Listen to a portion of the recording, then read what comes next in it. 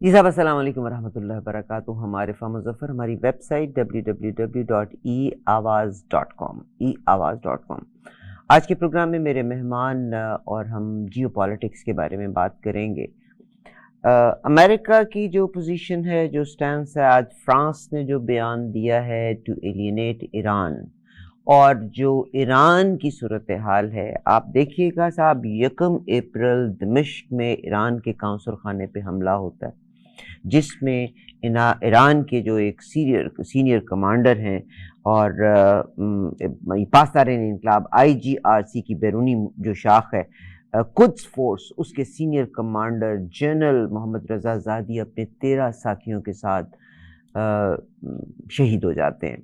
अब ईरान का 100% यकीन है कि ये इसराइल ने किया। इसराइल इस बात को मान भी नहीं रहा, और of course this is done by Israel. Israel सिर्फ एक चाहता है कि ईरान उसको हटाना चाहता है। आपको पता है ये हर जगह पे जो ब्लेम की पॉलिटिक्स है।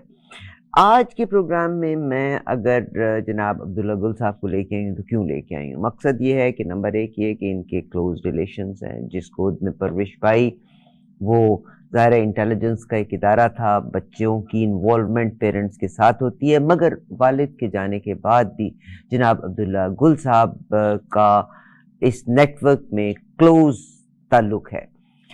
हमारी पाकिस्तानियों की प्रॉब्लम ये है कि हम वाइज तो बहुत हैं, हर एक को, बाहर वाले को मशवरा देते हैं, घर के मसाइल हमारे से हल नहीं हो रहे।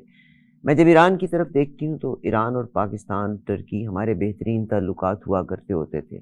आज हम जिस नहज पे खड़े हैं, इसी हवाले से बात करेंगे जनाब अब्दुल्ला गुल साहब से। मेरा एक और रिजर्वेशन भी है, और वो रिजर्वेशन मेरी ये है कि आज ईरान ने जब अपना एक फतवा दिया है, और उस फतवे की आज से नहीं, पहले से चलता चला आ रहा है कि जो शिया और सुन्नी की जो रिफ्ट्स हैं उनको किसे ख़त्म किया जाए। मुझे एक इस फतवे में जो एक चीज़ लगी, मैं आपके साथ उसको शेयर करते हुए जाना चाहती हूँ। Iran's effort to blur the Shia सुन्नीज rift, कि गज़ा में जब वॉर हुई है तो तमाम मुसलमानों को एक जगह इकट्ठा होना चाहिए। इन्हीं टॉपिक्स पे बात करती हूँ। जनाब अब्दुल्ला गुल साहब, सर अस्सलाम वालेकुम, बहुत शुक्रिया for your time, thank you. अस्सलाम वालेकुम, आपकी शुक्रिया, बहुत मेहरबानी। सर, हम ना अपने ही मसाइल में से, अपने ही भंबल भूसे में फंसे हुए, हम उसमें से निकलना ही नहीं चाहते, मगर इंटरनेशनल पॉलिटिक्स पाकिस्तान पे कितनी असरअंदाज है। एंड पाकिस्तान में दिस इज़ वेरी अनफॉर्चुनेट। मेरी राय से आपका मुत्तफिक होना कतन कोई ज़रूरी नहीं है। हमारी जो अशराफिया है, जो मुक़्तदिर हल्के हैं, जिनके पास इक़्तिदार है, जिनके पास मुल्क की बाग दौड़ है, उन्होंने अजीबो गरीब मामलों के बीच में ही फंसाया हुआ है। मगर इंटरनेशनल पॉलिटिक्स और अमेरिका का असर रसूख पाकिस्तान पे कितना असरअंदाज है और इस खित्ते पे कितना असरअंदाज है।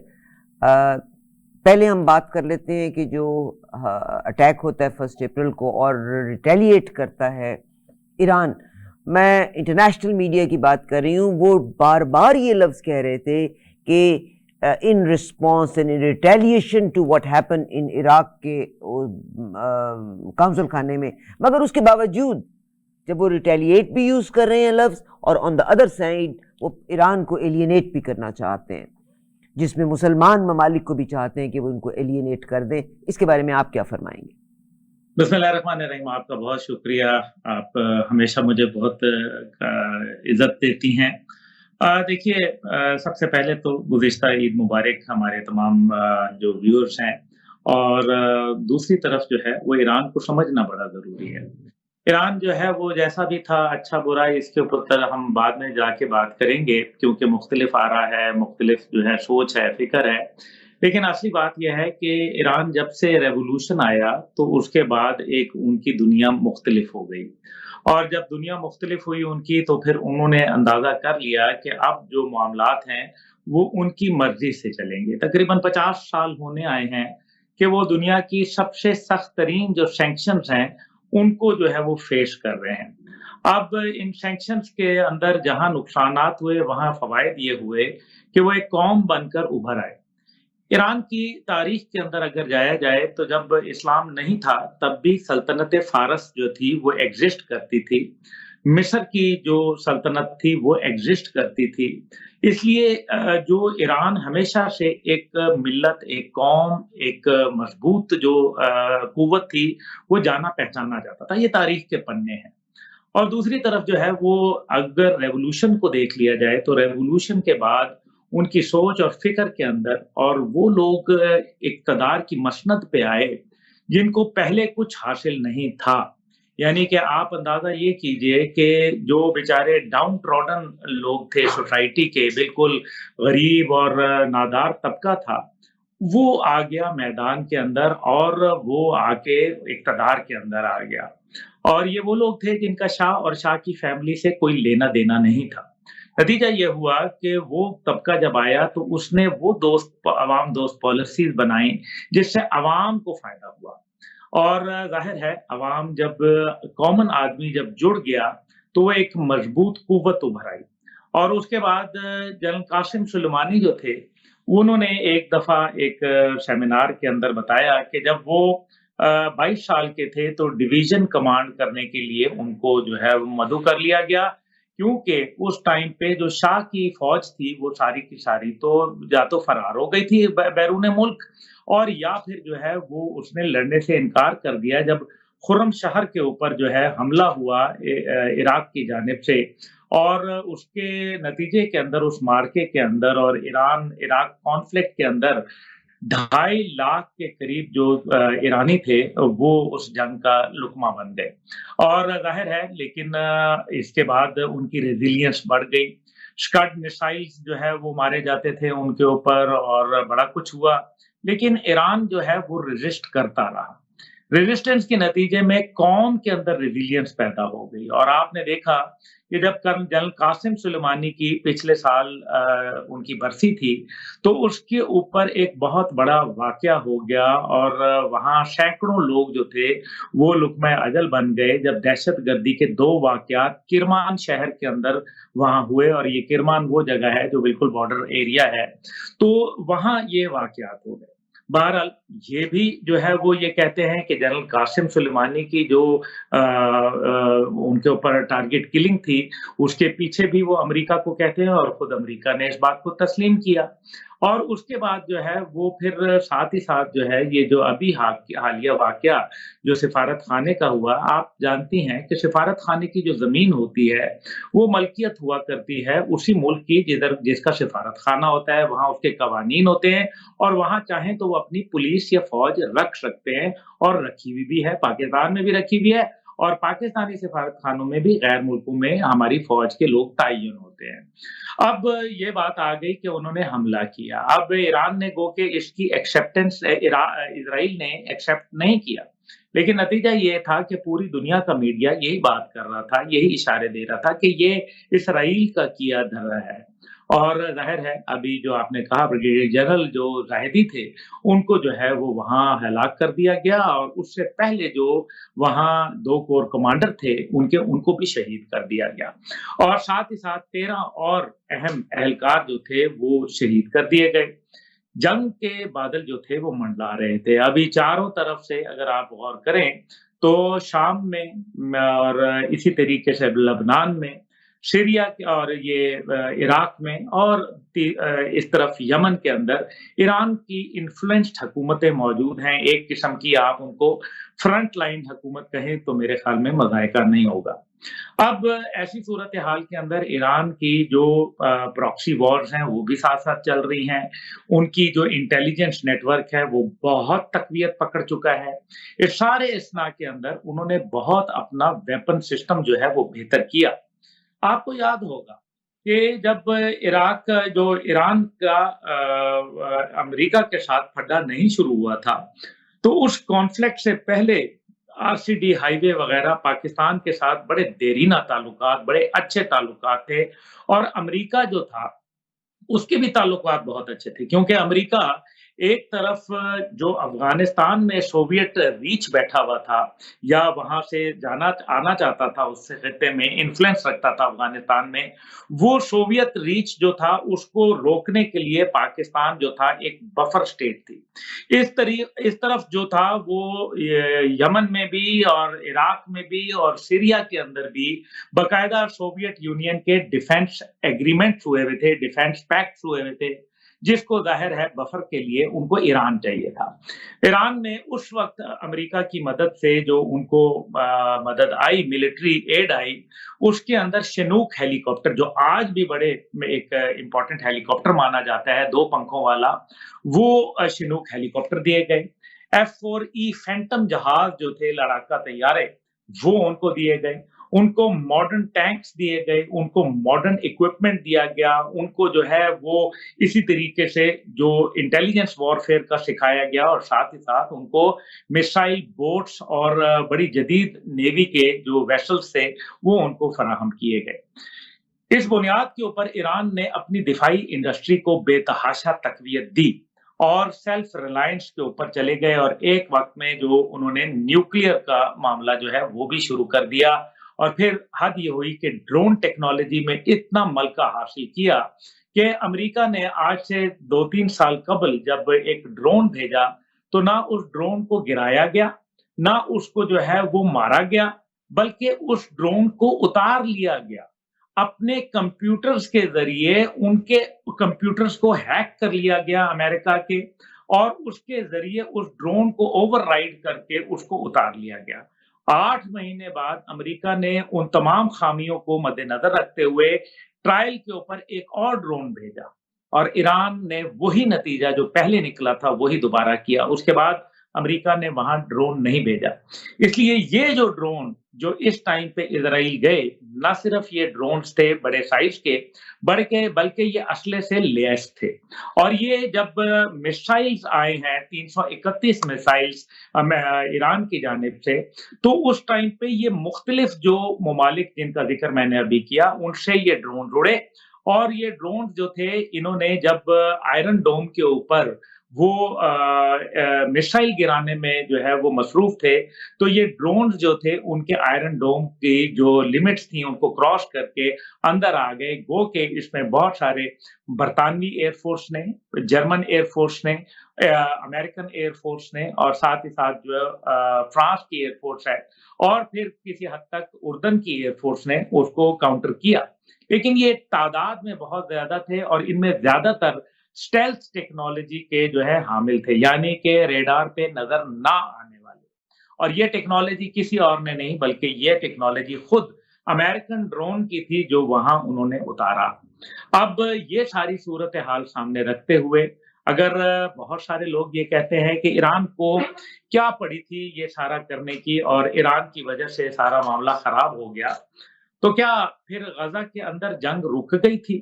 کیا جو 57 اسلامی ملک باقی رہ گئے ہیں، جو سن ہو کے سنی رہ گئے ہیں، دیکھیں میں مسالک کا احترام کرتا ہوں، لیکن کم از کم اگر یہ کہیں کہ جی یہ امریکہ کی مرضی سے ہوا، کیونکہ اس کو مختلف لوگ مختلف باتیں، امریکہ کی مرضی سے انہوں نے کیا، انہوں نے فلانا کیا، یہ ملی بھگت ہے، وہ اندر سے ایک ہی ہیں، بھائی باقی لوگ تو اندر سے ایک نہیں ہے نا، چلیں باقی لوگوں میں تو غیرت تھی نا، باقی لوگوں کی تو 58 لاکھ جو اجتماعی اسلامی فوج ہے وہ تو موجود تھی، انہوں نے حملہ کر لیا، کیا کسی نے ایک گولی چلائی؟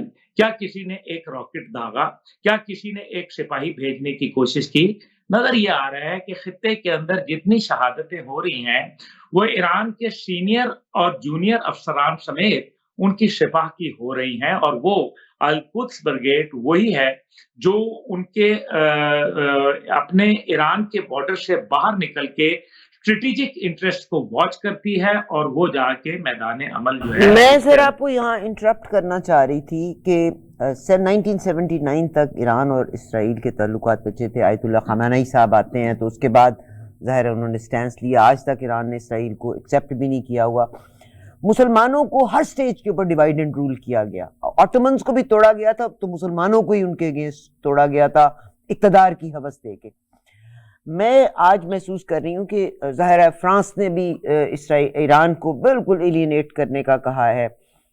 لبنان جو ہے، لبنان بھی اگینسٹ فرانس، حالانکہ غزہ کی صورتحال میں لبنان بھی پرائز پے کر رہا ہے، مگر لبنان بھی ایران کے اگینسٹ چلا گیا. پھر جو پاکستان سے جتنے تجزیات آ رہے ہیں وہ کہتے ہیں جی 140 کلومیٹر فی گھنٹہ کی سپیڈ سے چلنے والے یہ ڈرونز، مگر دس از دا فرسٹ ٹائم ایور کہ انٹر کانٹیننٹل یہ انہوں نے ایران سے ڈائریکٹ اٹیک کیا ہے ان اسرائیل، جس کا اسرائیل کو ہمیشہ سے ریزرویشن رہی. اس پہ آپ کیا فرمائیں گے کہ we are divided and ruled very badly? یہ میڈیم اور لانگ رینج میسائلز ہوتے ہیں، یہ انٹر کانٹیننٹل نہیں تھے، یہ میڈیم رینج میسائل تھے اور کہیں کہیں لانگ رینج استعمال ہوئے. 140 ہوا یا فلانا ہوا، کیا یہ خود اسرائیل مان رہا ہے کہ ان کو ڈیمیج ہوا؟ کیا تصاویر سی این این نہیں مان رہا، حالانکہ اس کی ویڈیو فوٹیج بھی ہے. چلیں جی 301 یا 303 کو انہوں نے انٹرسیپٹ کر لیا ہوگا، 7 جو نشانے پہ گرے ان کا کوئی ذکر ہی نہیں کر رہا. نہیں، میں آپ سے یہی گزارش کر رہا ہوں کہ مان تو اسرائیل نے بھی لیا نا، انہوں نے 99% کہا کہ ہم نے انٹرسیپٹ کر لیے، تو 1% تو آیا نا. تو پھر وہ جو بیس تھا ان کا، جو آفیشل وہاں ملٹری بیس تھا جدھر سے آپریشنل جہاز اڑتے تھے اور حملہ کرتے تھے، تو پھر کیوں نہیں جس دن سے یہ واقعہ ہوا اس دن غزہ کے اوپر کوئی جہاز کیوں نہیں آیا اسرائیلی؟ کیا وجہ ہو گئی؟ کیا وہ جو F-16 کی جو تصویریں دکھا رہے ہیں، جو F-18 ہارنٹس کا دکھا رہے ہیں، ان کا کیا بنا؟ وہ کہاں سے تصویریں آئی ہیں؟ اور خود جو بھگدڑ کی ویڈیوز موجود ہیں، آئرن ڈوم تو پہلے بھی ناکام ہو گیا تھا نا عارفہ صاحبہ. 7 اکتوبر 2023 کو کیا آئرن ڈوم کی ناکامی پوری دنیا نے نہیں دیکھی؟ کیا امریکہ کے خود لوگوں نے اس بات کو ایکسپٹ نہیں کیا آئرن ڈوم؟ کیا امریکن آفیشلز نے اس بات کو نہیں مانا؟ کیا اسرائیلیوں نے اس بات کو نہیں مانا؟ دیکھیں، بینجامن نیتن یاہو کی ایک اپنی پالیسی ہے اور اس کو پتا ہے کہ میں اس ٹائم پہ انڈسپینسیبل ہوں ویسٹ کے لیے، اور ویسٹ اگر سارا اکٹھا کھڑا ہو سکتا ہے ظلم اور جاہریت کے خلاف، اور مطلب کے ساتھ ظلم اور جاہریت کے ساتھ کھڑا ہو سکتا ہے، درندگی کے ساتھ کھڑا ہو سکتا ہے، دہشت گردوں کے ساتھ کھڑا ہو سکتا ہے، تو پھر کیا عالم اسلام کو نہیں کھڑا ہونا چاہیے؟ آج سر میں وہ اسی لیے تو آپ سے پوچھا کہ لبنان کو کیا ہو گیا کہ آج لبنان نے بھی ایران کے اگینسٹ فیصلہ دے دیا، حالانکہ لبنان itself is paying a great price. یہ چیزیں آتی رہتی ہیں، یہ وقتی ہوتی ہیں، لیکن ہمیں پتہ ہے حزب اللہ وہاں مضبوط ہے اور بڑا زبردست انہوں نے. دیکھیں یہ جب ہوا، کیا اس سے پہلے حسن نصر اللہ کا آپ کو یاد نہیں ہے؟ پورے عالم اسلام کے اندر لوگوں نے گھروں میں حسن نصر اللہ کی تصویریں لگا لی تھیں. کیا وجہ تھی؟ تو پھر یہ جو اب دیکھیں، جو سب سے بڑا آپ نے فتوے کا ذکر کیا، یہ بڑا اہم ہے. جب وہ کہتے ہیں کہ اسکرین کے اوپر جو یہ فتویٰ آیا، دس از ناٹ سم تھنگ کہ کوئی فیبریکیٹڈ نیوز نہیں ہے. They just want to bring together مسلم امہ کو، they want to bring them together. وہ شیعہ سنی کی بات نہیں کر رہے. امام خمینی جو تھے انہوں نے اپنے ایک بڑا، یہ ان کا کوٹ ان کوٹ ان کا ایک بیان موجود ہے بڑا آفیشل، اور انہوں نے کہا کہ اس وقت دنیا میں وہ 5% تھے. انہوں نے کہا ہم 5% ہیں، ہم سنی ورلڈ کے ساتھ ٹکراؤ نہیں بلکہ مفاہمت چاہتے ہیں. یہ ان کے الفاظ ہیں. اس کے بعد جو ہے جو کچھ بھی ہوا وہ ہمیں یاد ہے کہ وہ عرب دنیا کی پراکسی وار پہ ہوا. عرب دنیا کو کیا پڑی تھی امریکہ کے کہنے پہ $82 بلین جو ہے انہوں نے عراق کو دیے تاکہ ایران پر حملہ کرے. یہ بات وہ ساری ہے جو کہ ڈاکومنٹڈ ہے، میں کوئی آپ کو اپنے طور پر کوئی بات نہیں بتا رہا. پھر اسی طریقے سے ایران کے اگر آپ دیکھیں کہ پاکستان کے ساتھ تعلقات ایک وقت میں بہت ہی دیرینہ تعلقات تھے، اور میں وہ بات نہیں کرنا چاہتا، یہاں ایک سیریس موضوع ہے، لیکن شاہ آف ایران کی بھی کچھ بہت ہی ان کے عیاش طبیعت تھی، اور کچھ یہاں بھی رعیہ خان جو تھے وہ رنگین مزاج تھے. تو وہ گھنٹوں گھنٹوں بیہودہ گفتگو کیا کرتے تھے. اس کا جو ہے وہ ممتاز مفتی کی کتاب میں بھی جو ہے وہ موجود ہے، اور لوح ایام، اور اس کے ساتھ ہی ساتھ جو کتاب ہے ان کی، دیکھیں بڑی اچھی ہیکل، اس کے اندر بھی موجود ہے کہ وہ کس طریقے سے ایران کے حوالے ہوا. لیکن بہرحال ईरान कॉन्ट्रा हो या ईरान पेपर्स हो, जब मसला तब शुरू हुआ जब ईरान की जो अंदर जो अमेरिका की एम्बेसी थी, उसको रेवोल्यूशन के बाद अंडर सीज रख लिया गया 404 दिन। और उसके बाद वो तमाम पेपर वहां से बरामद हुए जिसके अंदर उनके खुफिया दस्तावेजात थी। और 404 दिन अमेरिका ने जोर लगा लिया, लेकिन ईरान से अपने बंदे नहीं छुड़वा सका, उस एम्बेसी को नहीं छुड़वा सका। नतीजा ये हुआ कि उसके अंदर कुछ बहुत ही अहम लोगों के नाम आए और बताया गया कि उसके ऊपर लिखा हुआ था, मोहर लगी थी, सोर्स प्रोटेक्ट, यानी कि ये हमारा सोर्स है, इसको प्रोटेक्ट किया जाए। और मुझे अफसोस से कहना पड़ता है कि पाकिस्तान के एक साबिक वजीर खारजा जो थे, वो भी उस सोर्स को, उसके अंदर उनका नाम था।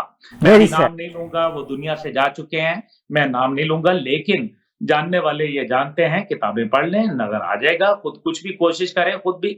बहरहाल मकसद ये है कि उसके बाद जो पासदारान इनकलाब थे, वो एक यंग लोग थे। जैसे मैंने आपको कहा कि कासिम सुलेमानी 22 साल के थे जब उन्होंने डिव की कमांड की, क्योंकि ईरान के जो जनरल थे उस टाइम पे, जो शाह के वफादार थे, वो तो भाग गए थे।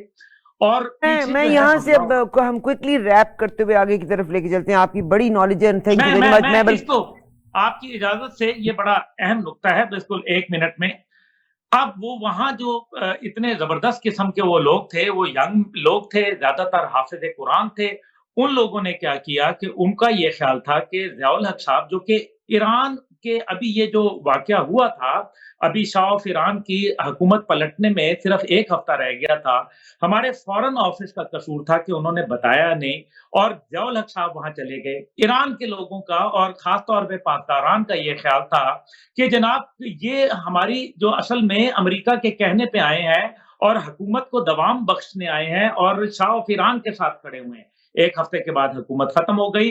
नतीजा ये हुआ कि जब पासदारान ने आजादी की मार्च की, तो उसके अंदर पाकिस्तान के झंडे जो थे वो जमीन पे बिठा दिए और उनके ऊपर से मार्च किया।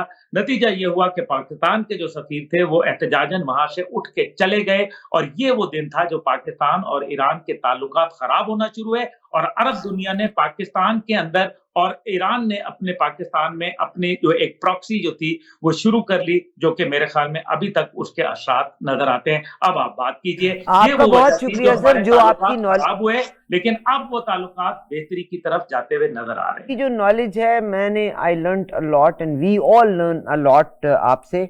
मगर अभी आपने जो एक बात कही कि पाकिस्तान, अनफॉर्चुनेटली सर, अमेरिका ने एक बार नहीं और डोनाल्ड ट्रंप ने उसको तजदीद दी थी ये कह के कि पाकिस्तान के लोग डॉलर के बेस, और ये आम आदमी की बात मैं नहीं कर रही, ये जो पाकिस्तान की मुक्तदर हल्का है उनकी बात करते हैं कि कौन से लोग हैं जो अमेरिका के वहाँ पर they are ready to do anything else. आप चले जाएं, आपको याद होगा ब्लैक वाटर का एक जो स्कैंडल शुरू हुआ था, हुसैन हक्कानी साहब वाज आवर एम्बेसडर, CIA के लोग कैसे पाकिस्तान में दंदनाते हुए फिर रहे थे, गवर्नमेंट को उसके बारे में पता था, ड्रोन अटैक पाकिस्तान की सल्तनत से, सतह से उठ के किए जा रहे थे। मतलब मगर हम हर जगह पे तारीख को गलत मलत करने के चक्कर में पाकिस्तान में फंसे हुए हैं, और पाकिस्तान जो रोल प्ले कर रहा है, आज भी जो पाकिस्तान की मुक्तदिर हल्के, आज भी CIA का एक एजेंट है, वो पाकिस्तान में उसको एक नहीं 4 पोजीशन दे दी, आपकी सारी पोजीशन दे दें पाकिस्तान की, let America rule them. There are some people who will make money. मगर मैं सर 3 सवाल क्विक आपसे करना चाहती हूँ, हालांकि उसके लिए मैं इंटरनेशनल प्रॉब्लम को ही आज लुक आफ्टर करना चाह रही थी। अभी रिसेंटली सर बहावल नगर का वाकया हुआ है, और बहावल नगर के वाकये पे बिकॉज पाकिस्तान में हाइब्रिड सिस्टम है, शहबाज शरीफ साहब आपको प्राइम मिनिस्टर के तौर पे नजर आ रहे हैं, और फिर मुख्तलिफ वज़राए आज़म हैं। पंजाब ने क्लैरिफिकेशन नहीं दी, बहावल नगर कम्स अंडर पंजाब, कोई क्लैरिफिकेशन नहीं दी कि भाई क्या हुआ क्या नहीं हुआ, स्टेट ने कोई क्लैरिफिकेशन नहीं दी। अब वो कहते हैं कि भाई हाँ भाई तुम हाइब्रिड हुकूमत कर रहे हो, फौजियों तुम साथ मिले हुए हो, फौज का और पुलिस का डायरेक्ट तसादम है। आपका IG पंजाब कहता है कुछ दहशतगर्द, दे डोंट रिकॉग्नाइज कि they have done a problem, they did wrong, और 2 इदारों का तसादम हुआ है। तो आपकी पॉलिटिशियंस ने इसकी कोई क्लैरिफिकेशन नहीं दी, बिकॉज दे वांट کہ بھئی ہاں جی اب اسٹیٹ ذاتی طور پہ انوالو ہو کے بتائیں کچھ اس کے بارے میں آپ کامنٹ کریں گے؟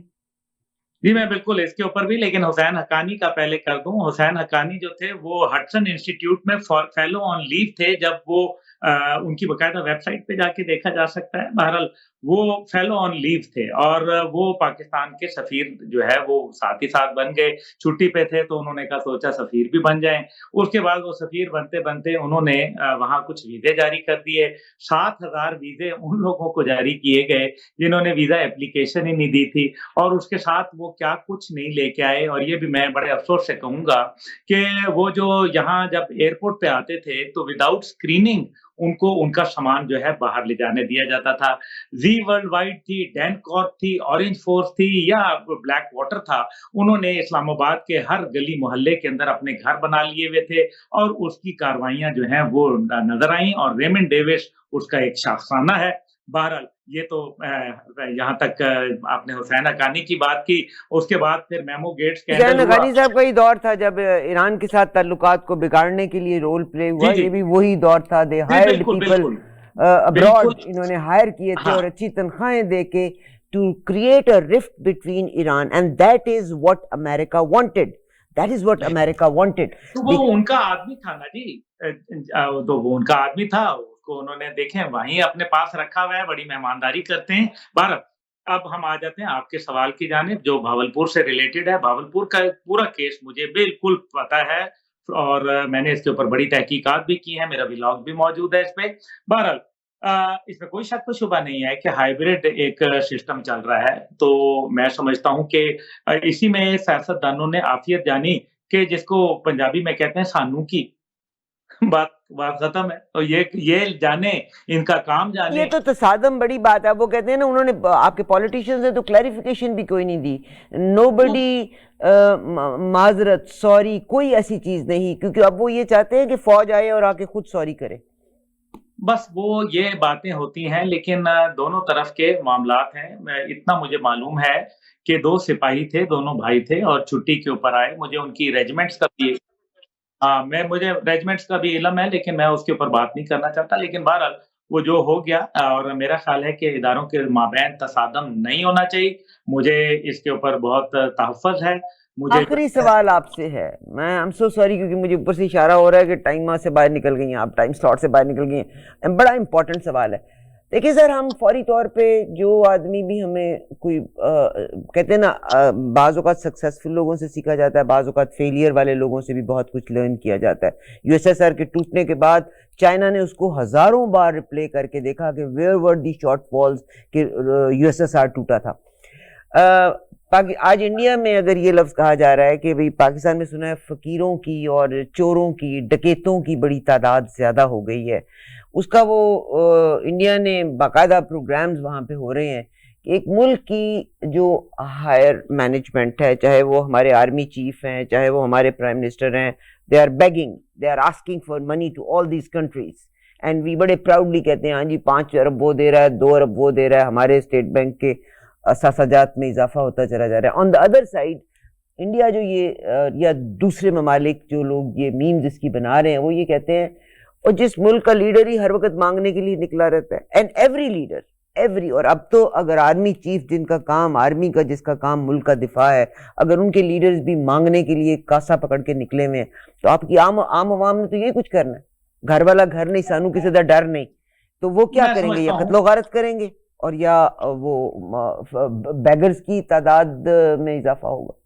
یہ جنرل باجوہ صاحب کے دور میں اکنامک کمیٹی بنائی گئی اور اس وقت پی ٹی آئی حکومت نے ان کو اس کا سربراہ بنایا، جو کہ میرے خیال میں غلط ایک فیصلہ تھا، کیونکہ جس کا کام اس کو ساجے.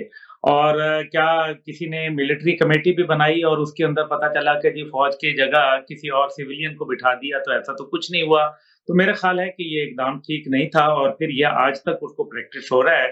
میں نہیں سمجھتا کہ چیف آف آرمی اسٹاف کا یہ کام ہونا چاہیے کہ وہ جا کے ملک دورہ کریں. لیکن جہاں تک انڈیا کی بات ہے تو وہ ویڈیو موجود ہے، ابھی آپ نے بھی دیکھی ہوگی، جہاں وہ کہہ رہے ہیں کہ انڈیا کے اندر جابز کوئی نہیں ہے تو وہ اسرائیلی آرمی میں بھرتی ہونے جا رہے ہیں. اور جی سر 9,000 لوگوں کو بھرتی کرنا ہے باقاعدہ اس کی کنسٹرکشن کی کورسز.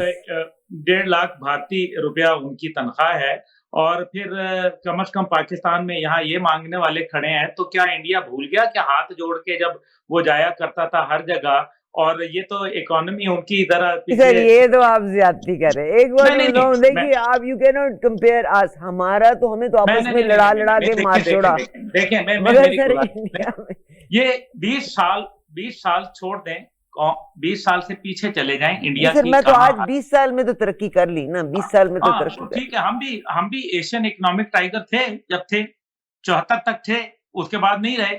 پالیسیاں تبدیل ہوتی ہیں میں سمجھتا ہوں، لیکن میں اس کو یہاں سے جسٹیفائی نہیں کر رہا. میں یہ کہہ رہا ہوں یہ غلط ہے، ہمیں بہتر کرنا چاہیے، لیکن کم از کم مطلب اگر کاسا لے کے پھر رہے ہیں، اور آپ دیکھیے گا پولیٹیشین تو آپ کے وہی کے وہی ہیں. آج کراچی کی صورتحال دیکھیں کہ کینیڈا ہے یا برطانیہ ہے یا امریکہ ہے یا قطر ہے، بھارت کا جو حال ہوا ہے، آپ راج ناتھ سنگھ کا ابھی انٹرویو دیکھ لیں جس کے اندر وہ کہہ رہے ہیں کہ ہاں ہم ماورائے عدالت قتل کرواتے ہیں، دکن ہاؤس کے کہنے پہ جو وزیر اعظم کا نام لے کے کہا انہوں نے. گارڈین کی سٹوری کے بعد کی بات ہے. دیکھیے سر وہ ایک الگ بات ہے، مگر اگر آپ ترقی کے لحاظ سے دیکھیں they are focus sir, they are focus for the country. مگر ہماری ابھی ریسنٹلی شادی ہوئی ہے، ایک فوج کا جنرل کا نام نہیں آیا. ہمارا تو کوئی فنکشن ہی مکمل نہیں ہوتا، جبکہ وہ لوگ جو اکانومی وہ پورے اس کے امبانی کی بیوی کے گلے کا ہار جو تھا وہ پاکستان کی اکانومی کے برابر تھا، تو مطلب باقی کو کیا بات کریں. سیڈ ہے سر، ویری سیڈ، ویری سیڈ ہے. مگر سر